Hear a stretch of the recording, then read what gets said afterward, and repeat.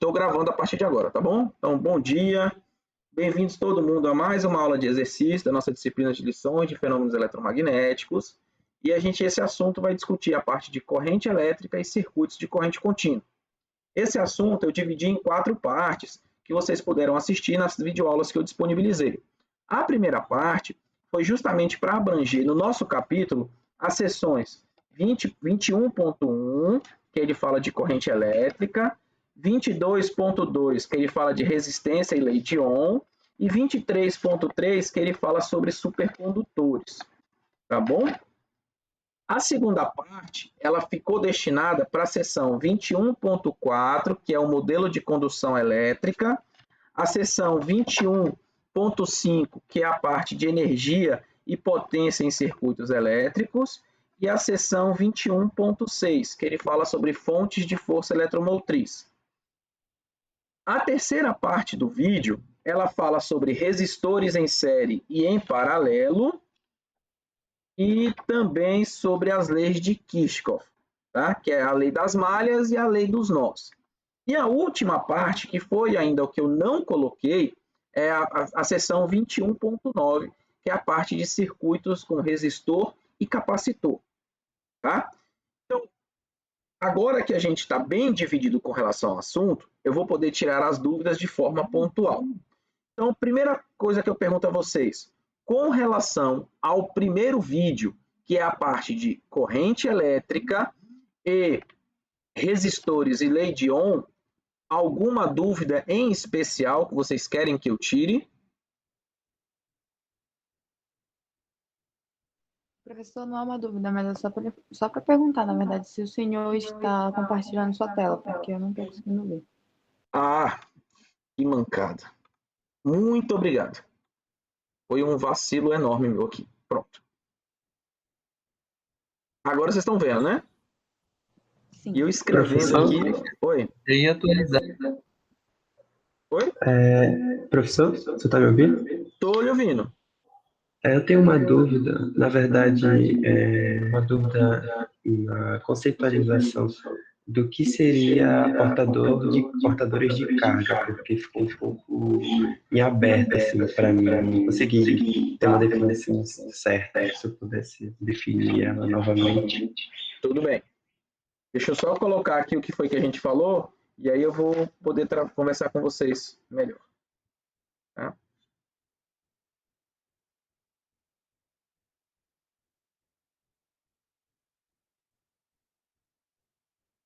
Estou só colocando umas fórmulas aqui, tá? Mas não esquenta a cabeça com isso agora, não.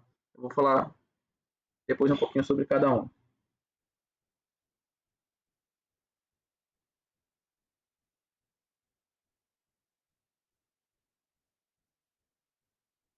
Só para mim não esquecer.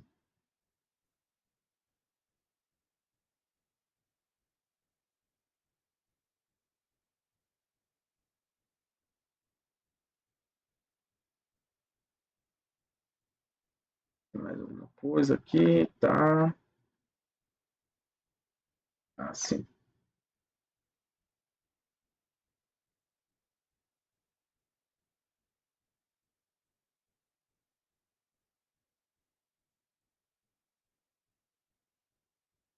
Tá bom. Só anotando aqui já vem, tá, gente? Espera aí.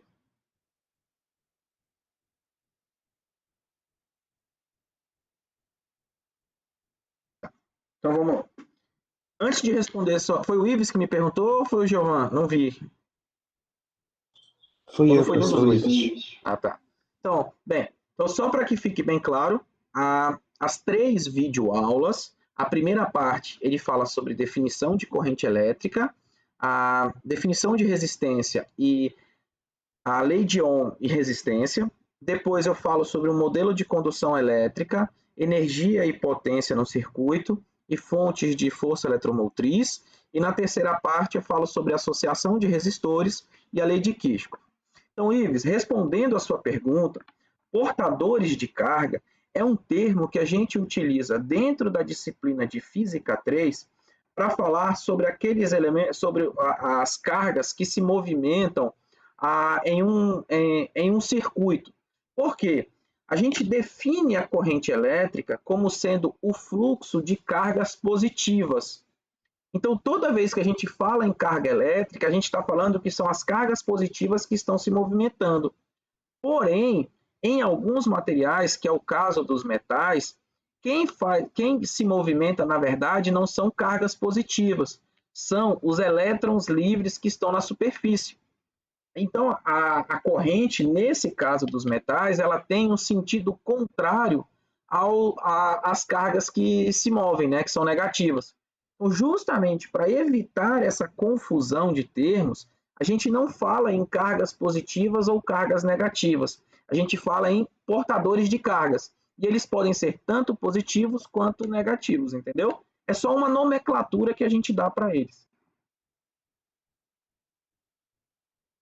Ok, professor. Então, eles seriam o fluxo das cargas, definindo assim essa direção. É isso? Deixa eu colocar aqui para que você... Deixa eu só pegar aqui uma... Só um instante. Vou abrir uma outra aba aqui. Então, a corrente elétrica, a gente entende ela como sendo um fluxo de cargas positivas. Tudo bem?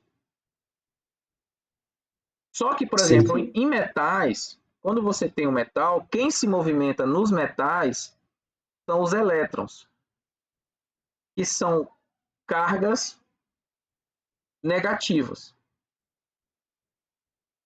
Aí, para evitar esse tipo de confusão, para você não ter que falar falando carga positiva ou carga negativa, a gente fala, em geral, que o que está se movendo são os portadores de carga.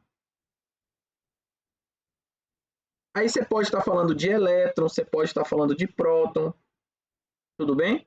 É só uma forma genérica de se referir. Então, por exemplo, usando o termo portadores de carga, aí você fala, ó, a corrente elétrica é um fluxo de portadores de carga, que podem ser positivos ou podem ser negativos. Tá? Ao invés de ficar chamando de elétron ou próton. É só um nome. Entendi. E mais uma questão. Sempre que ele for negativo, ele vai estar ligado a uma superfície metálica ou não necessariamente?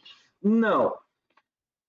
Bem, qual é a definição de condutores elétricos, né? Bem, a gente sabe que nos metais, quando você estuda lá na química, você vê que tem aqueles elétrons livres quando você faz a distribuição eletrônica, correto? Os elétrons livres é quem faz as Sim. conexões. No caso dos metais, são esses elétrons livres que se movimentam para gerar corrente elétrica. Então não é que eles estão, se eu entendi sua pergunta, você falou que eles estão ligados. Você pode repetir sua pergunta, que não ficou claro para mim?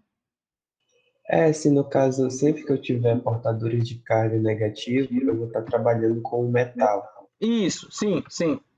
Sim, normalmente você está Ah, falando de tá. metais. Tá bom, então. Era isso. Beleza? Muito obrigado. Tá bom. Então vamos lá, gente.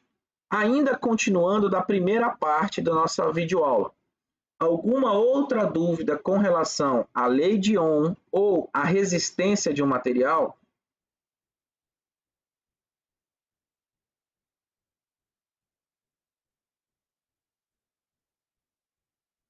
Podem perguntar, gente. Aproveitem agora para tirar todas as dúvidas.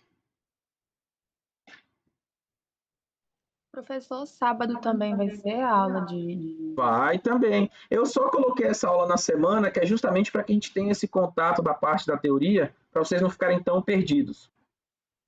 Ah, sim, tá ótimo, professor. Obrigada.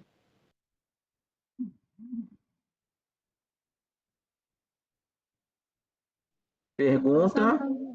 Eu tenho uma dúvida, na verdade, porque eu fiz a lista do capítulo 20, que é potencial elétrico, e Certo.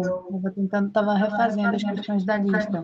Ah, Eu esqueci como é que faz a questão 5, que ela vai falar sobre o capacitor de placas paralelas. tá, então vamos fazer uma dúvida. Eu tenho o cálculo, tudo, mas assim, eu não estou conseguindo me lembrar direito, porque eu perdi o documento que eu lhe enviei e o meu papel, o meu caderno, né, que eu faço tudo, ele molhou por causa dessa chuva. Uhum. Eu perdi. Se o senhor pudesse me ajudar nisso. Tá. Deixa eu acessar quem está pedindo para entrar aqui. É o Vinícius. Então, deixa eu ver se eu entendi. É a Adriele, né, Adriele? A Adriele falou? Isso. Então, a sua dúvida é lá no capacitor de placas paralelas. Então, gente, eu vou fazer só uma observação aqui rápida para tirar a dúvida da Adriele, tá? Então, o capacitor de placas paralelas. Então, só lembrando, eu não vou desenhar o desenho 3D, porque eu sou horrível para desenhar, mas basicamente você tem duas placas que são separadas por uma distância D. Entre elas existe um campo elétrico, tá? Uniforme e apontado. Então, essa é a placa positiva, essa é a placa negativa. Ele passa um campo elétrico. Aí a sua pergunta é para calcular a capacitância ou para calcular a diferença de potencial?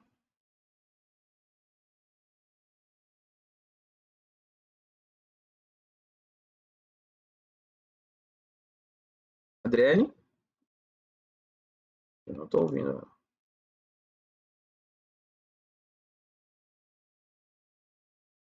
Oi?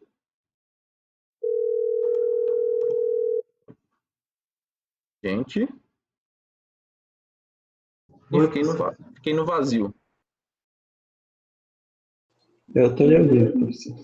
Acho que a Adriele... Também estou ouvindo. Tá. Então deixa aqui a dúvida dela por enquanto. Quando ela voltar, a gente continua. Pode ser? Ela voltando, ela pergunta. Tá. Enquanto a Adriele não volta para a gente fazer a pergunta dela, continuando ainda na parte do primeiro vídeo, qual a dúvida de vocês? Tem mais alguma dúvida?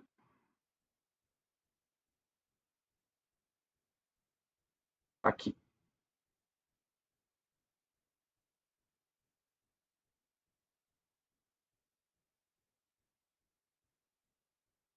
Com relação à definição da lei de Ohm e da resistência, ficou alguma dúvida para vocês, pessoal?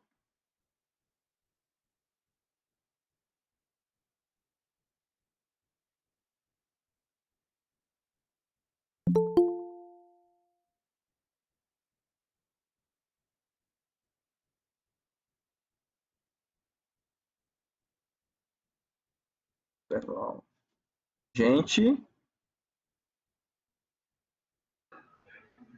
não tem dúvida, vou passar adiante. Então, vou resolver um exercício dessa parte de resistência para a gente testar mesmo na prática como que a gente faz, tá? É o tempo que a Adriele chega aí para tirar a dúvida dela. Então, lá no nosso livro, ele resolve no exemplo, vou chamar aqui o exemplo 21.2, ele fala que a resistência de um fio de nicromo. Então, ele fala o seguinte, o raio de um fio de nicromo de bitola 22 é de 32 milímetros. Então, ele fala que o raio é de 0,32 milímetros. Ele pede no item A para que a gente encontre a resistência desse fio. Tá? E no item B, ele fala o seguinte, se a gente submeter esse fio a uma diferença de potencial de 10 volts, um fio que tem um comprimento de 1 metro, ele quer que a gente encontre a corrente associada. Todo mundo entendeu aqui a pergunta? Sim. Beleza. Bem, então vamos ao primeiro item, né? Para a gente encontrar a resistência, a gente vai ter que usar a lei de Ohm, a segunda lei de Ohm, em que ele coloca a resistividade, o comprimento do fio e a área dividido pela área dele. Certo?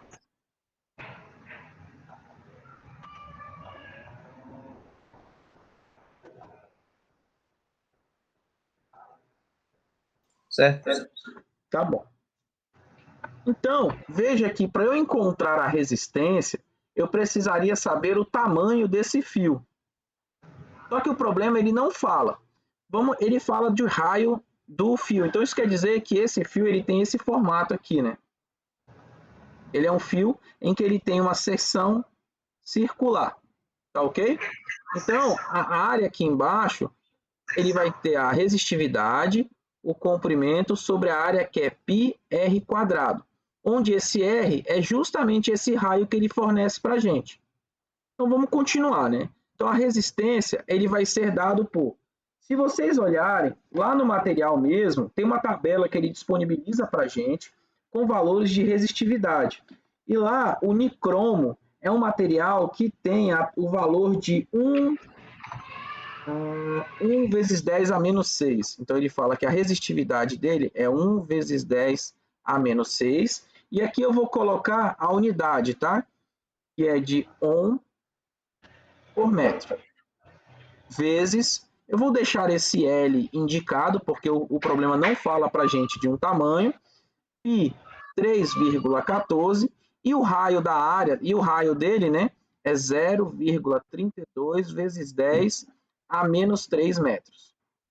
Tudo bem até aqui, gente? Sim, professor. Só pedir para o Christopher desligar o microfone dele que está tendo ruídos, por favor. Tá? Desculpe.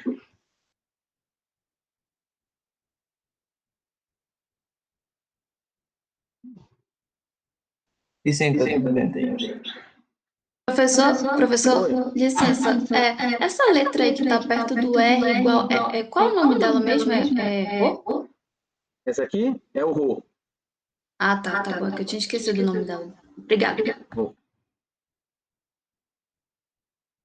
Tudo bem. Então, veja, eu não vou, nesse item A, eu não consigo encontrar um valor da resistência, porque eu deveria conhecer um valor de comprimento de fio. Mas eu posso achar uma resistência por comprimento. Tudo bem? Então, vamos ver. Então, aqui vai ficar 1 vezes 10 a menos 6. Eu só passei esse L que está multiplicando para baixo. Dividido por 3,14 vezes 0,32 vezes 10 a menos 3. Ao fazer isso, eu vou encontrar um seguinte resultado. Vou pegar aqui. Eu vou achar que esse valor vai dar 3,1 ômega por metro. O que isso está dizendo? Que a cada 1 metro de fio, eu vou ter uma resistência de 3,1 ômegas. Tudo bem? Dúvidas? Eu só fiz essa divisão aqui, tá, gente, de R sobre L, justamente porque nessa primeira parte do exercício, ele não me fala qual é o comprimento do fio para eu calcular a resistência. Se esse fio tivesse um comprimento, sei lá, de 10 metros, o meu resultado com certeza daria diferente. Então aqui eu estou achando um valor que me representa a resistência por metro. Então, a cada metro de fio, eu vou ter uma resistência de 3,1 ohms. Deu para entender a relação? Sim ou não? Lembrem que eu não estou vendo o chat, tá, gente? Sim, professor.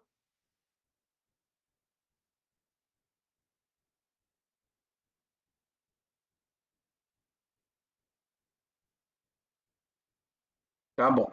Então, posso ir para o item B?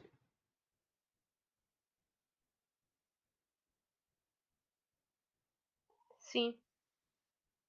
Deixa eu fazer uma...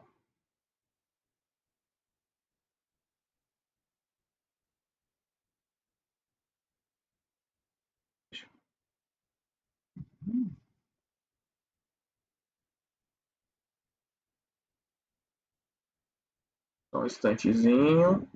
Beleza.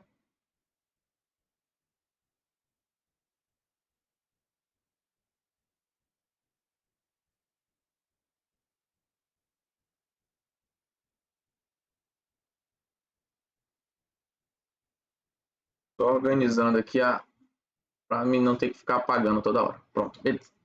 Então, no item B, ele quer que a gente encontre a corrente.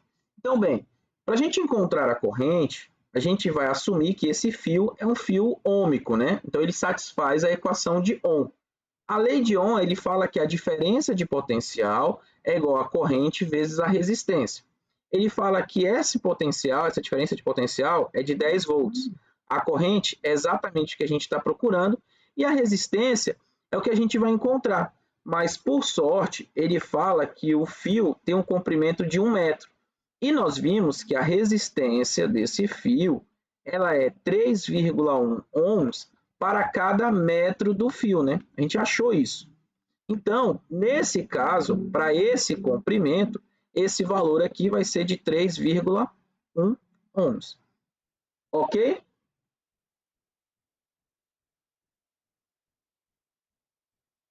Posso continuar?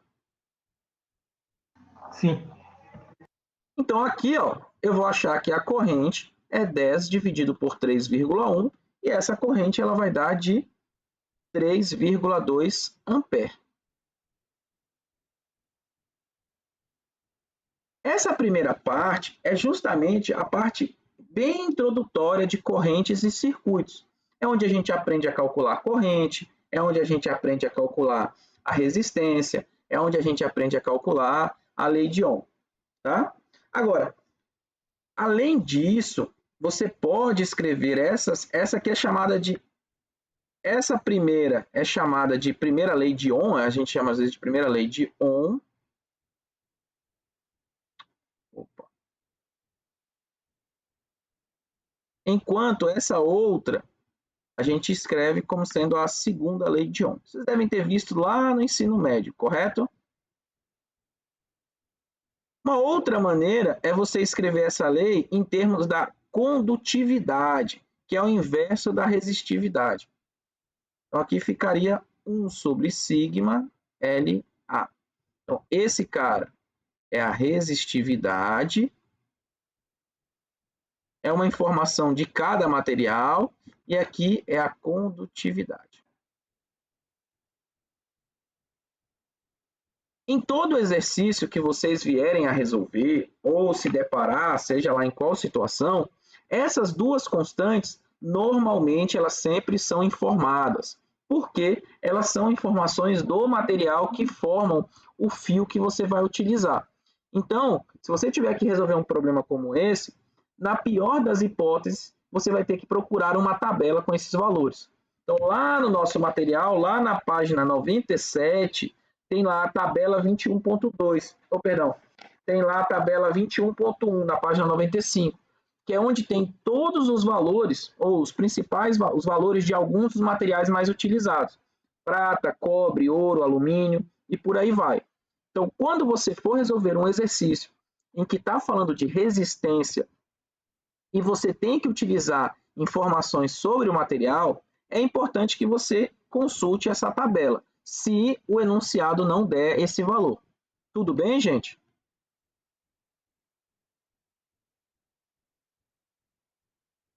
Tudo bem. Posso continuar? Sim. Perfeito. Deixa eu me apagar aqui. A Adriane já voltou aí?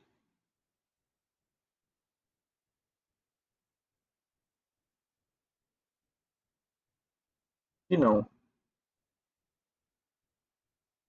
Bem. Ela só falou no grupo que a internet dela estava oscilando muito e acabou saindo da reunião. Tá bom. Beleza, gente. Então vamos lá para a próxima parte. Então acho que essa primeira parte do vídeo ela é relativamente tranquila. Eu acredito que aqui ninguém chegou a ter muitas dúvidas. Ou não, estou errado.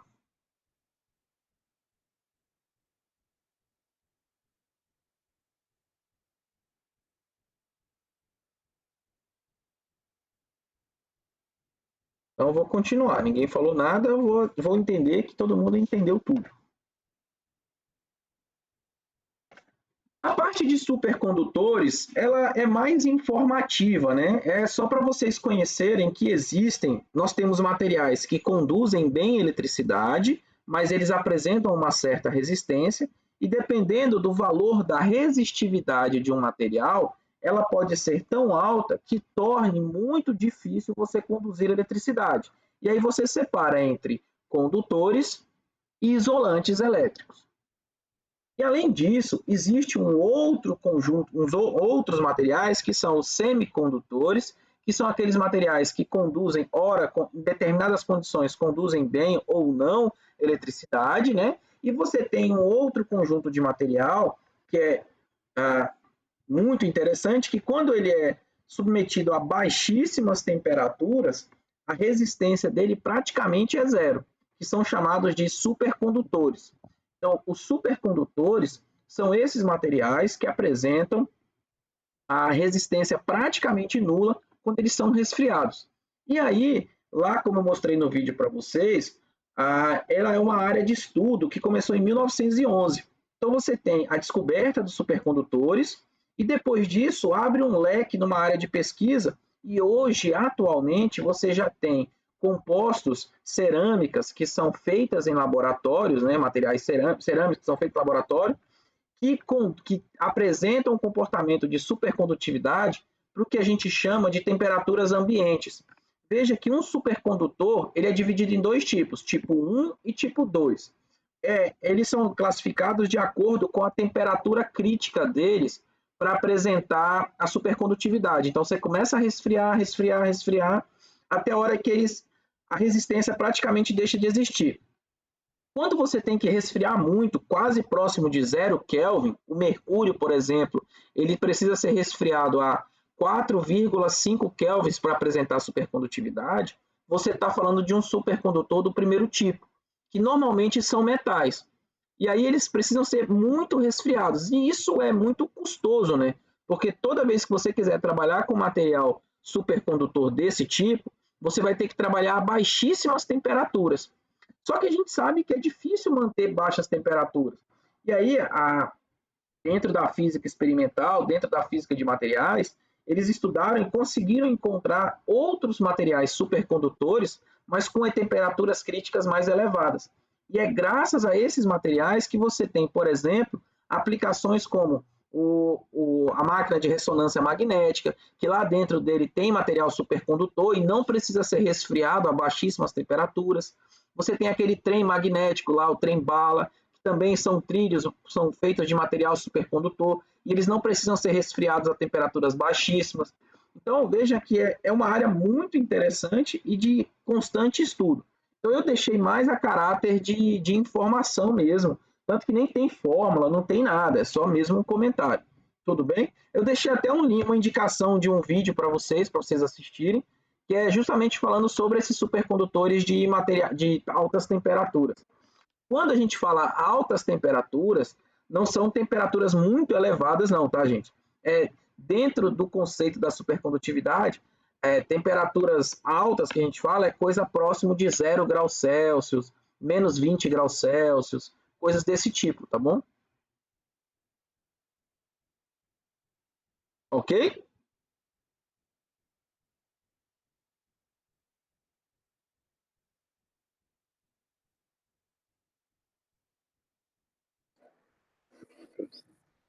Estão me ouvindo aí, gente? Sim, ok, professor.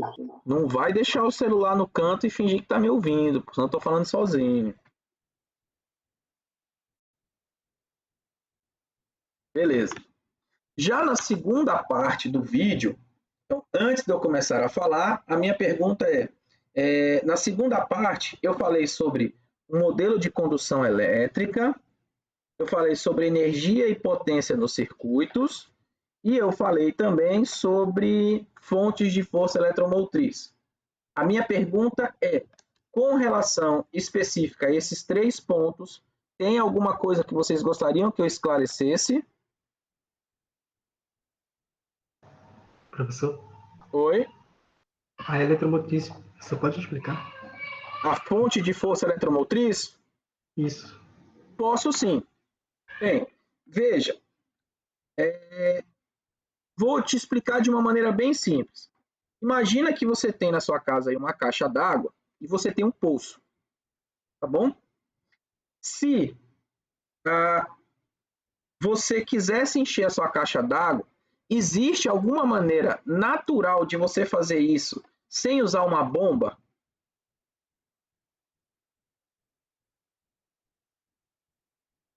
Você pode repetir? Se você quisesse encher uma caixa d'água na sua casa com o seu poço artesiano que você tem, existe algum processo físico natural, tipo a água sozinha, ela conseguiria sair do poço e subir até sua caixa d'água? Não. Não, né? Não. Você precisa colocar o quê? Uma bomba para poder puxar essa água, correto? Sim. Então, essa bomba, ela é uma fonte de energia mecânica para puxar essa água do poço e fazer com que ela circule todo o seu encanamento e chegue na caixa d'água. Correto? Sim. Beleza. Agora, fazendo essa analogia para o nosso problema de eletricidade. A gente sabe que para as cargas entrarem em movimento, tem que existir uma diferença de potencial. Se você colocar dois polos de potenciais iguais, não vai surgir um campo elétrico entre eles e as cargas não vão se movimentar. Você concorda comigo? Sim. Beleza. Agora, o problema é que quando você coloca essa diferença de potencial, imagina, por exemplo, uma pilha. A pilha, ela é uma fonte de potencial, ela é uma DDP. O problema é que, à medida que o tempo for passando, essa fonte de DDP ela vai cada vez ficando menor. Não é que a nossa pilha desgasta, ela acaba a bateria. E aí você para de ter o potencial. O que acontece é que você precisa, lá dentro da pilha, você precisa fazer com que exista um mecanismo, tipo o mecanismo da bomba para puxar a água do seu poço para a caixa, deve existir um mecanismo similar dentro de uma bateria que garante que você tenha esse fluxo constante de cargas. Porque se não tivesse, com o passar do tempo, essa bateria ia descarregando. E esse elemento que faz esse papel é o que a gente chama de força eletromotriz. A força eletromotriz é justamente essa bomba que garante que toda hora você tem cargas fluindo no seu circuito, saindo do polo positivo para o polo negativo da sua bateria. Deu para entender? Sim, professor. Obrigado. Nada. Posso continuar? Bem, nessa primeira parte do modelo de condução elétrica, o que ele fala? Ele fala basicamente o seguinte: é uma maneira de você tentar explicar por que alguns materiais satisfazem a lei de Ohm. E aí ele mostra aquela equação que até aparece no vídeo para vocês. Então, assim, ali é puramente um comportamento microscópico. Então, você está tentando descrever um comportamento macroscópico, que é você entender a resistência olhando para informações microscópicas. Então, é basicamente isso. Não tem muita coisa para se discutir. Tá? Então, é uma maneira de você descrever essa relação. Já a parte de energia e potência nos circuitos, ela é relativamente simples, mas é importante a gente explicar, né? Então, quando você tem um circuito elétrico, deixa eu desenhar aqui. Quando a gente tem um circuito elétrico,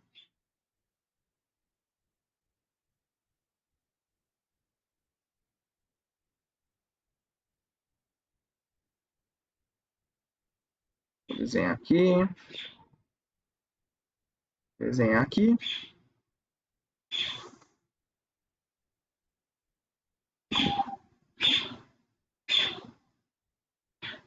A nossa corrente, nosso resistor. Então, quando você tem um circuito como esse, em que ele tem uma diferença de potencial ΔV, você coloca um elemento que é um resistor e faz passar uma corrente, essa fonte a gente aprende que ela tem uma energia associada, né? A gente sabe calcular essa energia e a gente vê que a potência ela é a DDP vezes a corrente. Tudo bem? Agora, toda essa energia que é passada para cá, ela passa também pelo resistor. E a gente calcula essa energia ou potência dissipada por ele. E essa potência, a gente usa essa mesma expressão, só que a gente vê que, como é um resistor ôhmico, essa diferença de potencial, ela pode ser escrita como sendo um RI. vezes a corrente, a gente vai encontrar que a expressão é um RI quadrado. Ou você pode calcular essa potência a partir da informação da DDP, que seria dado por isso. Então, essas duas expressões aqui, pessoal, elas servem para a gente calcular a potência ou a energia associada a um resistor. Na primeira equação de cima, você utiliza quando você tem a informação da resistência e a corrente. E na equação de baixo, você vai utilizar se você tiver a informação da DDP ou da resistência. Opa, da DDP e da resistência. Tudo bem? Aí, para a gente entender melhor, vou colocar um exercício aqui. Ó. Lá no exemplo 21.4, deixa eu até anotar, para que depois vocês possam lembrar. Então, no exemplo 21.4,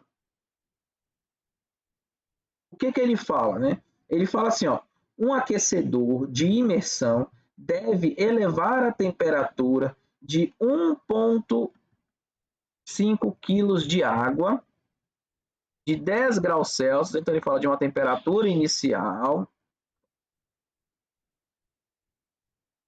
10 graus Celsius, até uma temperatura final de 50 graus Celsius, em 10 minutos. Então ele fala que isso tem que ocorrer no intervalo de tempo de 10 minutos. Operando numa voltagem de 110 volts. Ele fala qual deve ser a resistência necessária do aquecedor. Tudo bem até aqui? Dúvidas? Tudo isso que eu coloquei aqui são os dados do problema. Bem, então a gente tem que saber o seguinte: potência do resistor, do nosso aquecedor, ele vai ser a resistência vezes a corrente ao quadrado. Mas veja que em nenhum momento o problema falou em corrente, ele só fala em DDP. Então eu posso escrever isso usando aquela outra fórmula, que é a ΔV ao quadrado sobre R. Ok? Por que eu usei essa expressão? Porque eu estou falando de um resistor. Tá? Então, eu tenho que potência é a diferença de potencial ao quadrado dividido pela resistência. Ele quer que eu encontre exatamente a resistência. Então, eu preciso de mais informações. Aí ele fala o seguinte, ele quer utilizar esse material para aquecer 1,5 kg de água com uma variação de temperatura de 40 graus Celsius. Bem, se ele está falando de água, ele está falando de variação de temperatura, ele quer que eu calcule uma quantidade de calor. Lembra que potência também é definido como sendo energia dividido pelo tempo. Essa energia que vai ser utilizada, ela vai ser utilizada para aquecer a água. Então, aqui ele está falando de calor. E o tempo, ele me deu, é um tempo de 10 minutos. Então, aqui é 10 minutos vezes 60 segundos. A gente tem que trabalhar com a unidade padrão, né? Beleza. E esse calor? Bem, aí nós vamos ter que lembrar lá de fenômenos térmicos, porque variação de temperatura, quando a gente fala de calor, ou ele é calor sensível, ou ele é calor latente. Como ele está falando de variação de temperatura, nós estamos falando de calor sensível. Então, essa expressão de calor bem aqui, ó, ela vai ser aquela MC delta T, onde esse delta T é a variação de temperatura. Até aqui, todo mundo está conseguindo me acompanhar?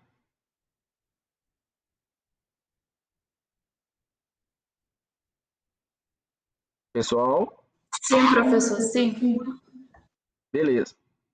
Então, vamos lá. Ele fala que a DDP é de 110 volts e ela é elevada ao quadrado. A resistência é o que eu estou procurando. O calor é o calor sensível. Então, a gente vai colocar a massa da água, 1,5, certo? O calor sensível da água. O calor sensível da água, a gente vai ter que procurar numa tabelinha, mas eu vou colocar para vocês aqui, ele é 41,86 joules por quilograma vezes grau Celsius, então isso aí dá para procurar, tá? Então eu vou depois escrever quem é quem. E aqui a variação de temperatura, que é de 40 graus, dividido por 10 vezes 60. Então, vamos identificar cada um dos elementos para que fique bem simples o que eu estou falando. Esse objeto bem daqui é esse cara. Esse objeto bem daqui é esse carinha aqui. Esse daqui é o calor sensível da água. E esse objeto é a variação de temperatura. Todos conseguiram entender o que foi que eu fiz? E essa parte de baixo, ela veio dessa informação daqui, ó. 10 minutos, e aqui é porque eu coloquei em segundos. Ok, pessoal?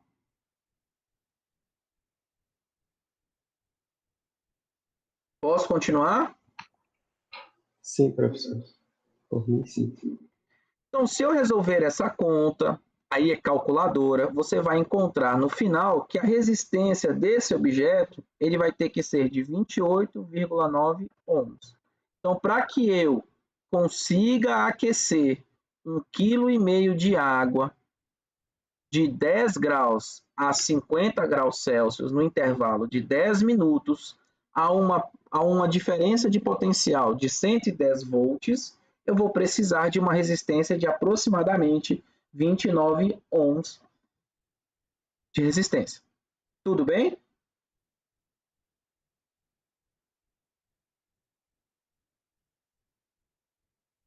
Certo?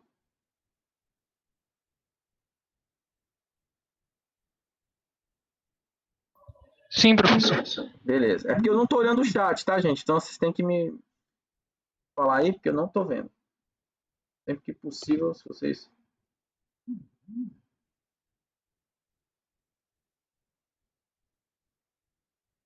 Então, beleza. Então vou... Agora, o problema pede para a gente encontrar o seguinte, ele fala assim, calcule o custo do aquecimento dessa água. Bem, para a gente calcular o custo de aquecimento, deixa eu colocar aqui, a gente achou que essa resistência é de 28,9 ohms. Então, ó, ele quer que a gente ache o custo para aquecer. Bem, o custo, como é que eu posso achar esse custo, né? A gente sabe que potência é a quantidade de energia dividido pelo tempo. Então, tá bom. Então, esse meu problema, a gente viu que a gente pode calcular a potência desse nosso resistor. Então, vamos calcular a potência desse nosso resistor. A potência do nosso resistor é ΔV ao quadrado sobre R. Isso vai dar 110 volts ao quadrado dividido pela nossa resistência. Esse vai dar um valor para a gente. Deixa eu pegar a calculadora aqui, que eu não estou com a calculadora. 110 vezes 110 dividido por 28,9. Então, a potência desse nosso material aqui ele é de aproximadamente 419 watts. Tudo bem? Então, essa é a potência dele. Agora, eu preciso saber quanto de energia ele consome no tempo de 10 minutos, né? Então, eu vou fazer 419 watts vezes o tempo que eu usei, que foi de 10 minutos, ou melhor, 600 segundos. Deu para entender o que foi que eu fiz aqui, pessoal? Eu estou achando a energia gasta. Então, isso vai me dar um total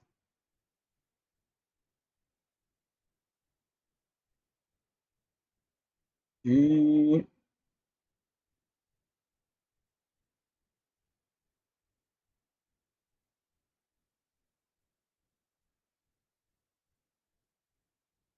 251.000, só que eu fiz isso, 211 watts vezes segundo, né? Só que a gente não usa essa unidade para consumir energia, né? a gente usa quilowatts-hora. Não sei se vocês já olharam na conta da CELPA de vocês, mas a gente usa quilowatts-hora. Então, deixa eu escrever bem aqui, ó. Então, a nossa energia consumida, ela foi de 400 e... Quanto que eu coloquei? 419 watts. Num tempo de 10 minutos. Vou colocar aqui.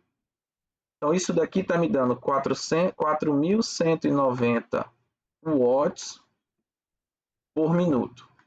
Só que a nossa unidade de energia de consumo, se você pegar a conta da CELPA, ela é quilowatts-hora. Então, esse quilo é de 10 à terceira, esse W é de watts, e isso daqui é a de hora. Veja que se eu quiser escrever essa unidade em quilowatts-hora, vamos por etapa. Bem, aqui eu tenho 1, 2, 3. Então, isso é 4,190 vezes 10 à terceira watts por minuto. Tá bom? 10 à terceira já apareceu o quilo. Então, isso aqui vai dar 4,19 quilowatts por minuto. Só que eu não quero por minuto, eu quero por hora. Então, eu vou ter que pegar esse carinha daqui e converter para hora. Então, 1 minuto é o mesmo que 1 sobre 60 horas. Então, eu vou ter consumido 4,19 quilowatts vezes 1 sobre 60 horas. E isso vai dar um total 4,19 vezes dividido por 60. Eu vou ter consumido 0,0698 quilowatts-hora. Deu para entender o que foi que eu fiz, pessoal? Eu achei a energia gasta pelo meu resistor, multiplicando a sua potência pelo tempo de uso. Então, aqui é a potência, tempo de uso. Achei esse resultado na unidade de watts por minuto. Porém, a nossa conta de energia é calculada em quilowatts-hora. O quilo que aparece é porque tem um fator de 10 à terceira. O W é justamente a gente reduzindo o watts para só a letra para representar o watts. E aqui é a hora.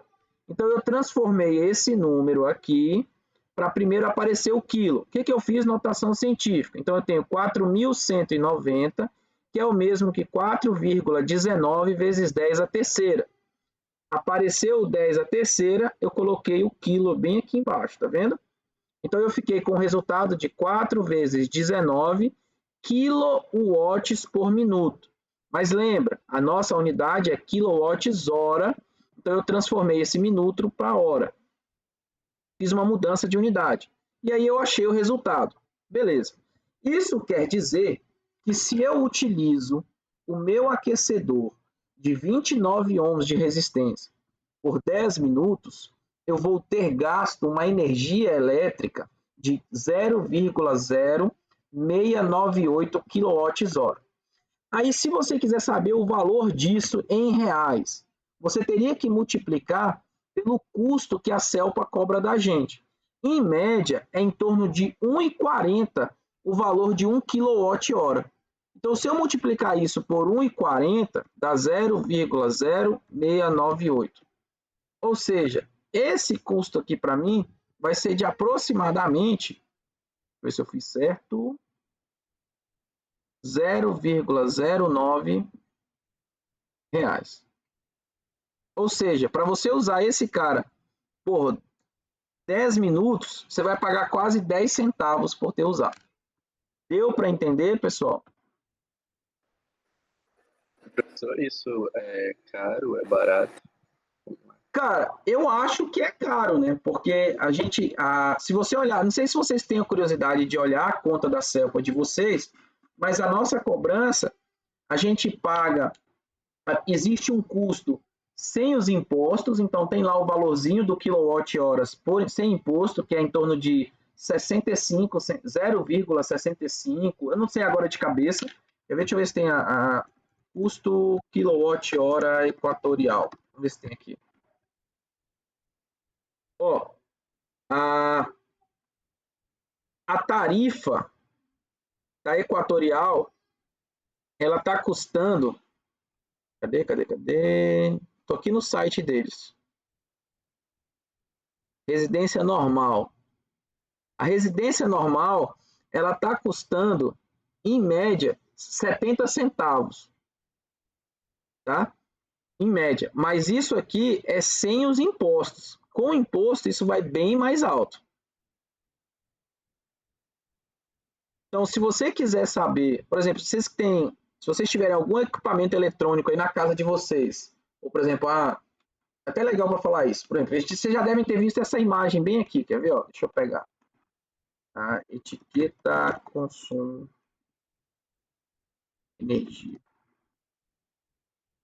Pronto. Vou pegar aqui uma etiqueta só para mostrar para vocês, para a gente entender como fazer a conta. De aula de física, agora a gente vai ficar com aula de economia doméstica.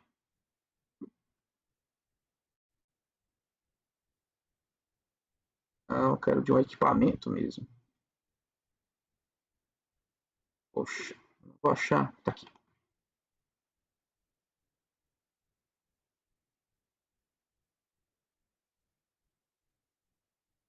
Eu não sei que equipamento é esse aqui, tá, gente? Então, eu estou colocando, mas eu não sei qual é. Eu peguei uma etiqueta aqui na internet agora. Então, olha aqui, ó. Vamos aprender a ler esse... Então, ó, o consumo desse aparelho aqui, que eu não sei qual é um condicionador de ar, tá vendo? O consumo dele, ó, é de 15,8 kWh no mês. Isso quer dizer que se você usar esse equipamento 1 hora todos os dias em um mês, você vai consumir 15,8 kWh. Tudo bem, gente? Deu para entender? Sim. Aí digamos que você tem um ar-condicionado na sua casa e você usa pelo menos 8 horas todo dia. Tá? Então como que você vai descobrir quanto que isso te custa na conta de luz? Né? Então vamos ver o custo disso. O custo ele vai ser os 15,8 kWh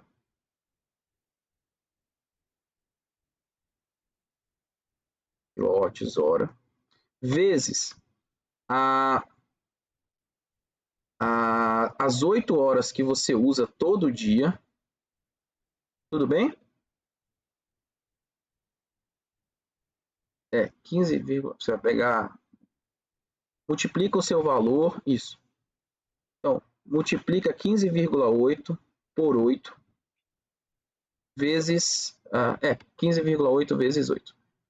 Isso vai te dar um consumo de 64, vão 6, 46, vão 4, 8 vezes 1, 8 e 4, 12. Então, você consumiu 126 kWh nesse mês. Tá? Porque você usou durante 8 horas todos os dias. Isso vezes ao custo da CELPA, então se você fizer 126,4 vezes 70 centavos, isso sem os custos, você vai estar pagando R$ 89,00 todo mês só para usar esse ar-condicionado 8 horas por dia. Mas isso é você usando 8 horas na potência máxima, tá? Se você usar numa potência menor, se o seu equipamento tiver, você poder alterar, você vai pagar menos. Mas normalmente a gente usa bem mais de 8 horas. A gente usa até 13 horas ou 12 horas, depende do sono de cada um. Então veja que a gente usar o ar, se a sua conta vem R$100, se no mês você usar 8 horas todo dia, no outro mês a sua conta vai vir R$189 fácil. Mas de novo, isso considerando sem custo, sem os impostos. Com o imposto, que dá quase dobra o valor, então 126,4 vezes 1,40, essa conta pode ir para R$ 176. Só usando o ar-condicionado. Aí você vê na sua casa, você usa ar-condicionado, você usa ventilador, aí tem geladeira, tem televisão, tem as lâmpadas. Some tudo isso e você tem sua conta de luz no final. Aí respondendo a sua pergunta, acho que foi o Eduardo que me perguntou, não foi, Eduardo? Não, professor, é o Rafael. Foi o Rafael? Desculpa, Rafael, pensei que era o Eduardo. Então aí você vê, soma tudo isso e você tem sua conta de luz. Então, por isso que a mãe e o pai de vocês falam economiza, não fica com lâmpada ligada, é justamente por causa dessas continhas aí. A geladeira, Christopher, ela tem um cálculo diferente, porque a geladeira, como é um equipamento que fica ligado praticamente 24 horas, na etiqueta ele já te dá o custo do mês para ele ficar ligado direto. Então, não é essa continha que a gente faz. Aquela etiqueta que aparece lá já é o custo mensal dela. Normalmente, uma geladeira, ele consome em média, quer ver? Ó? Vou pegar aqui. Consumo geladeira. O consumo de média mensal, com 30 dias de uso, ou seja, ficando ligado 24 horas, ela custa em média 48,24 kWh no mês. Isso dá em reais, uma geladeira pequena, dá em média R$ 68, 65, R$ 68. Uma geladeira pequena. Uma geladeira grande consome bem mais. Então agora, a partir de agora, vocês vão ter mais consciência quando for usar a eletricidade. Tá? Então, podem olhar, toda vez que vocês forem ver algum equipamento, vocês podem olhar que tem aquela etiqueta do Inmetro. O ideal é sempre a gente utilizar aqueles equipamentos que tem a etiqueta, a letra A, que é o que menos consome. Quanto trocando, então tem o A, B, C, D, E. Quanto pior a letra, né? Assim, se for B ou C, maior vai ser o seu consumo de energia. Então, normalmente, a gente tem que procurar aqueles materiais mais eficientes. Certo, pessoal? Equipamentos que servem para aquecer, como chuveiros elétricos, ferros elétricos, chapinha de cabelo, secador de cabelo, escova elétrica, isso aí é um vilão, porque é o que mais consome. Forno elétrico, micro-ondas, aquelas fritadeiras elétricas, tudo aquilo ali é um vilão na nossa conta de luz. Não, também não precisa exagerar não precisa ficar careca não, que dá para usar, mas é só usar com consciência.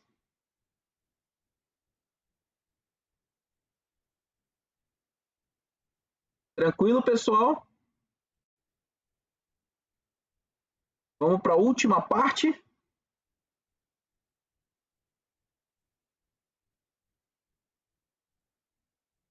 Então, vamos lá.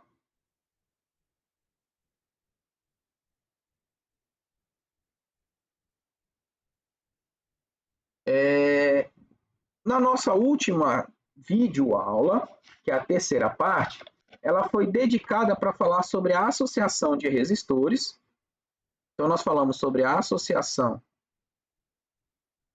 de resistores. E do outro lado, também nós falamos sobre as leis de Kirchhoff. Bem, a associação de resistores, ou ela é em série ou em paralelo, né? Acabei colocando invertido aqui. E aí a gente tem que lembrar, né? Se o seu resistor ele é ligado em série,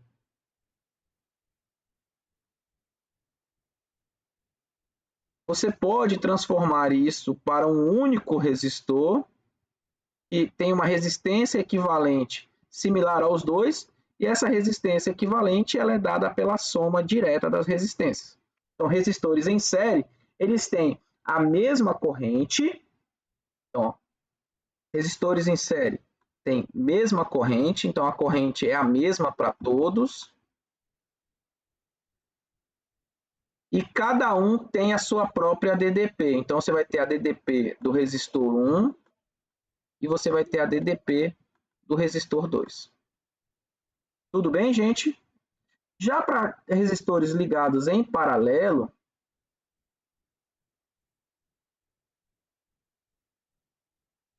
a situação é diferente, né?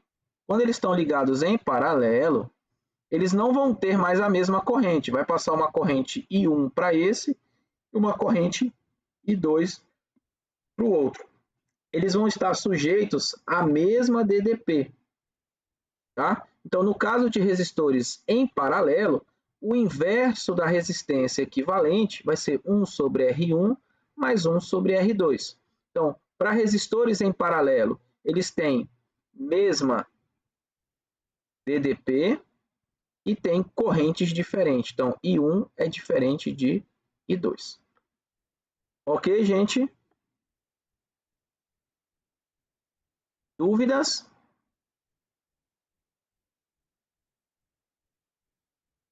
Como que a gente resolve? Bem, aí você vai ter que analisar o circuito, verifica como que a corrente passa, né? Se você vê que uma corrente passa em dois componentes, em dois resistores seguidos, você tem ele em série. Se você vê que a corrente ela abre em duas partes, é porque vai ser provavelmente eles vão estar ligados em paralelo. Tudo bem? Tudo bem, professor. Então, vou pegar aqui um exemplo para vocês verem como que a gente pode fazer. Deixa eu trocar aqui. Então, esse exemplo é o exemplo 21.6. Ele fala que nós temos assim, ó, eu tenho 4 resistores. Este, aqui abre, vem um para cá, volta, aqui abre. O ponto A. Então, ele fala que tem um resistor de resistência de 8 ohms, aqui tem um de 4 ohms, aqui tem um de 6 e aqui tem um de 3. Claro que da configuração que eu coloquei, dá bem direto para a gente ver qual é o que está em série e qual que está em paralelo. Então, veja, quando eu ligar esse sistema a uma fonte, né, a uma DDP, liguei aqui, ó, uma DDP, eu vou fazer passar uma corrente. Então, veja que essa corrente que passa, ó, é a mesma corrente no primeiro, é a mesma corrente no segundo. Quando ela entra neste ponto, ela se divide. Uma parte vem para cá e outra parte vem para cá. Elas se encontram aqui novamente. Depois eu tenho a corrente I de novo. Tudo bem? Então, veja que esse primeiro pedaço, olha, eles estão ligados em série. E esse outro pedaço, eles estão ligados em paralelo. Tudo bem, gente? Dá para entender a diferença de cada um? Sim, professor. Então, para os resistores que estão em série, a resistência equivalente vai ser a soma. Então, vai ser 8 mais 4. Nesse caso, vai dar 12 ohms. E para os resistores que estão em paralelo, ele vai ser, o inverso dele vai ser 1 sobre 6 mais 1 sobre 4. Isso vai dar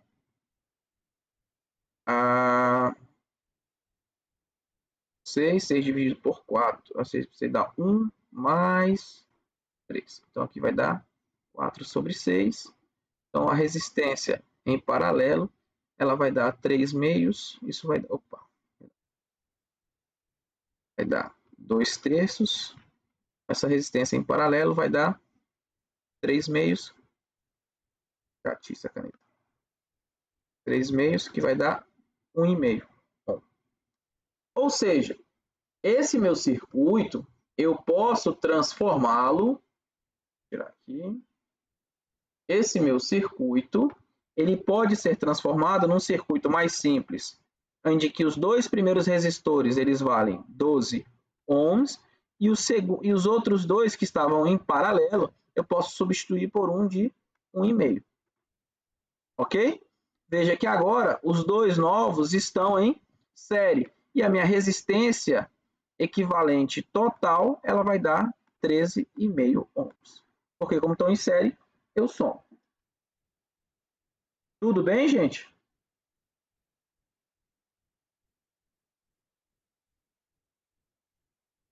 Tudo bem, professor. Aqui eu só errei numa coisa. Aqui é 4 aqui. Eu coloquei 3, mas é 4. Tá bom, gente?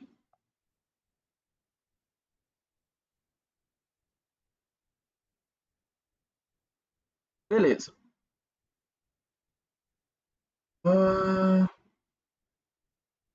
E no final a gente fala da lei de Kirchhoff. E a lei de Kirchhoff, elas são duas leis que são utilizadas para a gente poder estudar circuitos que são mais complicados, né? Quando ele tem ramificações. Então, a primeira lei é chamada de lei dos nós.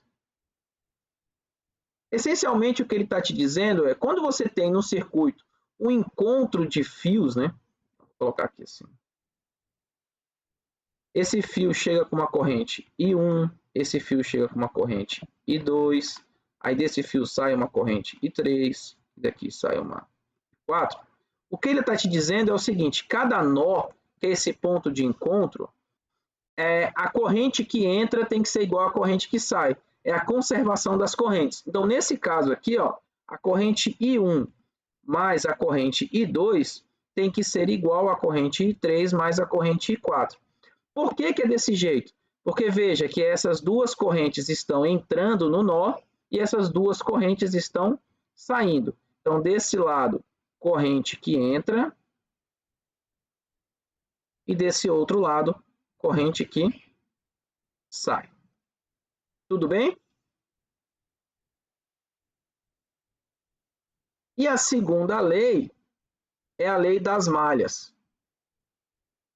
A lei das malhas, ela é utilizada para você verificar, encontrar a DDP dos componentes eletrônicos. Então, normalmente você vai ter um circuito, deixa eu desenhar aqui.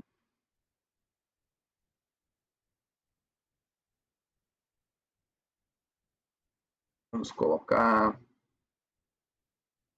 mais um.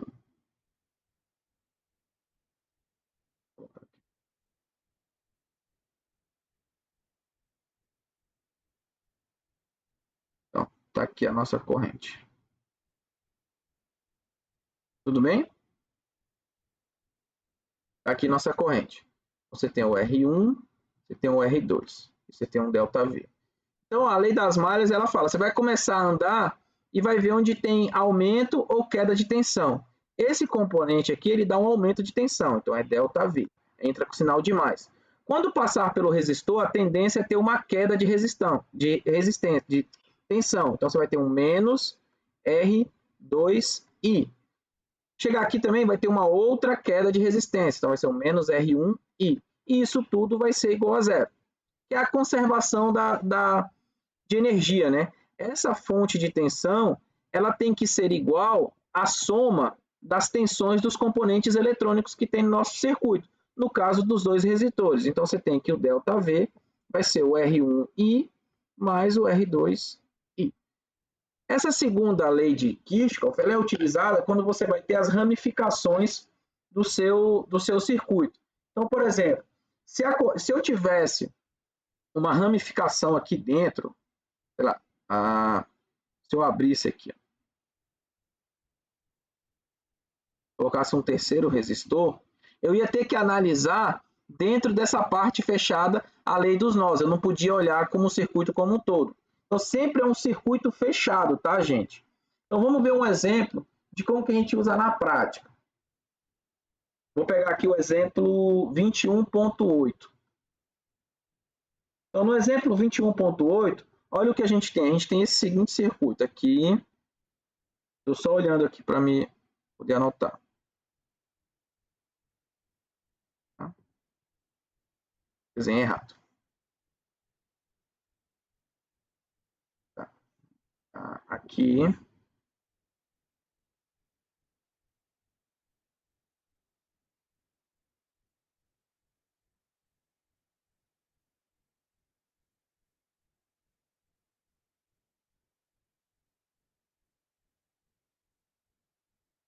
Dois ohms.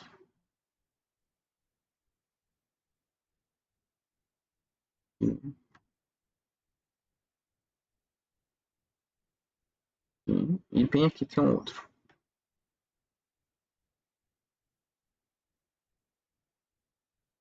Então, vamos lá. Então, você tem alguns pontos. Vamos lá.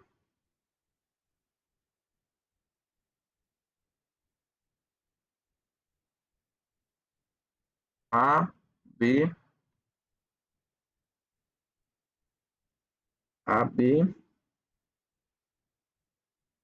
C, D, E, F.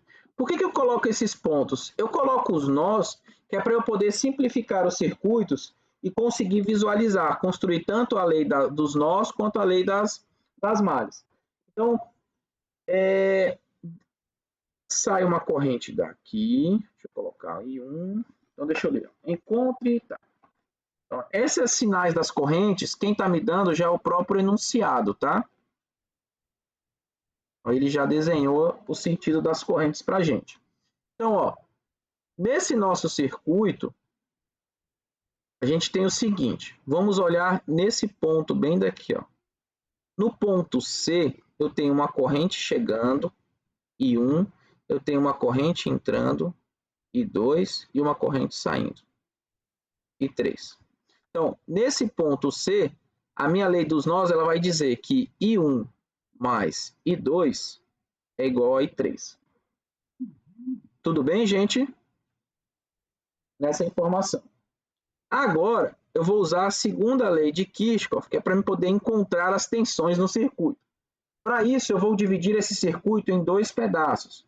Eu vou olhar esse primeiro circuito aqui, eu vou escolher um sentido e ver como é que funciona, e vou fazer separadamente esse outro circuito.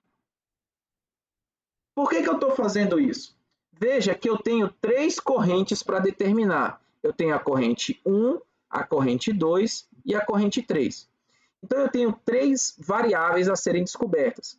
Eu preciso de pelo menos três equações. A primeira equação eu já achei, eu usei o lei dos nós. E as outras duas equações que eu preciso? Quem que vai dar para mim? É justamente as leis das malhas. Então, no primeiro circuito, que está representado pelo amarelo, a gente vai escolher um caminho e a gente vai ver como funciona. Então, eu vou pegar aqui, eu vou pegar o verde. Esse é o caminho A, B, C, D. Então, eu começo no ponto A, vou andando para o ponto B, do ponto B eu caminho para o ponto C, do ponto C caminho para o ponto D e do ponto D eu volto para o ponto A. Então, nesse caso, como que vão ficar? Bem, quando eu saio nesse primeiro pedaço, não tem nenhum componente, então não tem nenhuma DDP. Tudo bem? Quando eu passo por aqui, eu estou no sentido correto da corrente. Então, aqui eu vou ter uma tensão, eu não coloquei o valor, é 10 volts, e aqui é 4 volts, 4 ohms, 6 ohms e aqui 2. Então, a minha primeira tensão que eu tenho um ganho de tensão aqui, eu vou ter um valor de 10 volts. Continuando o meu circuito de B para C, então eu passei por essa fonte, vem 10 volts, vou passar por um resistor, vou ter uma queda de tensão. Então vai ficar menos 6, que multiplica a corrente que passa por ele, que é justamente a corrente I1. Chego no meu ponto C. No meu ponto C, eu vou caminhar para o ponto D. Veja que nessa segunda linha não tem ninguém, então não tenho nada para acrescentar. Do ponto D, eu volto para o ponto A. Eu passo por um resistor, eu tenho uma nova queda de tensão. Então, vai ficar 2 vezes. Veja que por ele, olha, passa a corrente I3. Então, aqui vai ficar 2 vezes I3. E isso vai ser igual a 0. Tudo bem? Perguntas?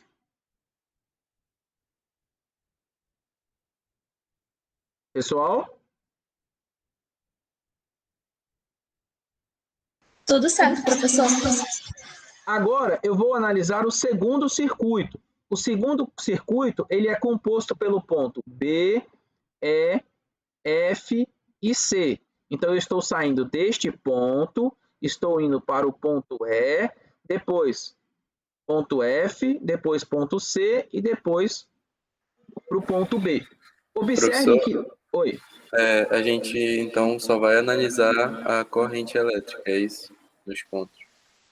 Não, isso, eu vou ver como é que a corrente está andando nesse meu circuito que eu escolhi. Sim. Professor, eu vou ter que sair agora, tudo bem pro senhor? Tudo bem, sem problema, eu já estou terminando. Quando eu terminar esse exercício aqui, eu já finalizo. Tá bom, então. Também, Tchau, professor. professor. Obrigada. Nada, Aí, gente. professor. Obrigada. Tá bom, gente. Bom almoço para vocês aí. Obrigada, tchau. Então, só para a gente terminar, eu vou começar andando. Olha, então, do ponto B para o ponto E, eu encontrei um resistor. Encontrei um resistor, eu tenho uma queda de tensão. Então, aqui, ó, nesse caso, vai ser menos 4 vezes a corrente que passa por ele, que é a corrente I1. Tudo bem? Opa, perdão, Sim. I1 e 2, corrente 2. A corrente 2, ela passa aqui por cima, tá vendo? Essa aqui é a corrente 2. Então, aqui é 4 e 2. Do ponto E para o ponto F, eu vou andando, ó, e vou passar por uma fonte. Mas observem que eu estou passando do polo positivo para o polo negativo. E a corrente, ela gira do sentido contrário. Então, como a corrente está passando para cá, eu vou ter um sinal de menos. Então, vai ficar menos 14 volts. Eu tenho uma queda de tensão para cá. Tá bom? Depois, essa corrente, ela vem, chega no ponto C, e do ponto C, bem, ela chega no ponto F, do ponto F para o ponto C não tem nenhum componente, e do ponto C eu volto de novo para o ponto B. E aí o que eu tenho? Eu tenho uma queda de tensão porque eu tenho um resistor, então vai ser menos 6 e 1. Só que observem que quando eu volto, eu estou no sentido contrário. Então, na verdade, eu vou ter um ganho, vai ficar mais 6 e 1. E aqui, olha, eu vou encontrar, vou passar pelo polo positivo e vou chegar no polo negativo. Eu tenho uma queda de tensão, então vai ficar menos 10 volts. Então, veja, de novo, nessa segunda parte, eu analiso o circuito fechado entre os pontos B, E, F e C. Entre B e E, eu estou no sentido que eu adotei, então vai ter uma queda de tensão normal, menos 4 e 2, que é a corrente 2 que passa por ele. Entre o ponto E e F, eu passo por uma fonte, e essa fonte tem uma queda de tensão. Eu estou indo do polo positivo para o polo negativo. Então, eu ganho um sinalzinho de menos e coloco o valor da DDP dele, 14 volts. Do ponto F para o ponto C, não tem nenhum componente, não entra ninguém. Entre o ponto C e o ponto B, eu tenho dois elementos. Eu tenho um resistor, mas como eu estou contrário à corrente que o problema me disse, eu tenho um ganho de tensão. Então, eu tenho um sinalzinho de mais. E quando eu estou passando aqui também, eu tenho uma queda de tensão nessa fonte. Então, aqui ganho um sinalzinho de menos. Então, veja que agora nós temos três equações. Deixe-me anotá-las aqui. Nós temos uma equação que fala que a corrente 1 mais a corrente 2 é igual à corrente 3. Uma outra equação que fala 10 volts menos 6 e 1 menos 2 e 3 é igual a 0. E eu tenho uma terceira equação que fala que menos 4 e 2 menos 14 menos 6 e 1 menos 10 é igual a 0. Então, veja que nós temos três equações. Essa veio do lei dos nós e essas duas vieram da lei das malhas. Agora eu tenho três equações para três variáveis. O que eu vou fazer? Eu vou pegar essa primeira equação e vou substituir aqui dentro. Ao fazer isso, eu vou eliminar a dependência do I3. A equação de cima e a equação de baixo vão ficar dependendo apenas de I1 e I2. Aí eu vou ter duas variáveis e duas equações. Organizando o sistema e resolvendo o sistema, vocês vão encontrar que a corrente I2 ela vale menos 3 ampere e a corrente I1 ela vale 2 ampere. Aí, achando esse resultado, você vai voltar e colocar aqui dentro, porque você quer encontrar a corrente I3. fazendo essa soma, você vai encontrar que a corrente I3 é de menos 1 ampere. O passo a passo da resolução do sistema, ela está mostrada dentro do exemplo 21.8. Então, qual é a importância de se entender aqui? É entender que para você resolver um circuito mais complicado, você vai ter que usar tanto a lei dos nós quanto a lei das malhas. E quantas equações eu vou precisar? Bem, a sua quantidade de equações para resolver o seu circuito vai depender de quantas correntes você não conhece. Nesse exemplo, eu não conheço 3 correntes, então eu preciso de 3 equações. Se você olhar circuitos mais complicados, você vai precisar de mais correntes. Então, por exemplo, deixa eu ver se eu coloquei aqui. Lá na prova, só um minutinho, gente, peraí. Vem cá. Vem cá. Senta aqui no colo do pai, que o pai está terminando. Pronto. Dá tchau, pessoal. Tchau. Fala oi, gente. Vou almoçar. Pronto. Deixa eu só... Acho que não dá para vocês verem. Pronto, olha ali, filhão. Dá lá tchau, pessoal. Dá tchau, pessoal. Fala tchau, gente. Dá tchau. Tchau. Tchau. Vai almoçar, vai. Deixa o papai terminar. Não mexe, vai lá terminar. Deixa o papai terminar.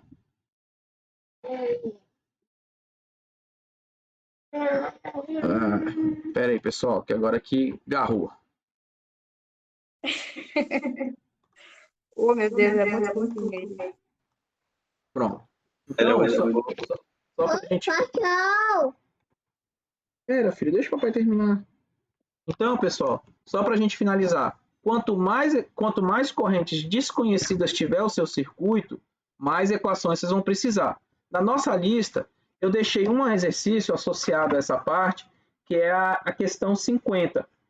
Se vocês olharem a questão 50, é exatamente parecido com o que a gente resolveu. Vocês vão ter que construir 2 circuitos e neles vocês vão encontrar as equações. Então, vocês vão ter uma equação para os nós, que você pode escolher, pode ser o que está à esquerda ou à direita, né? Então, se você não tiver aberto aí, é o exercício 50, e aí você vai seguir exatamente o passo a passo que a gente fez aqui para resolver. Tudo bem, pessoal? A questão 50 é bem parecido com esse exemplo que a gente está resolvendo aqui.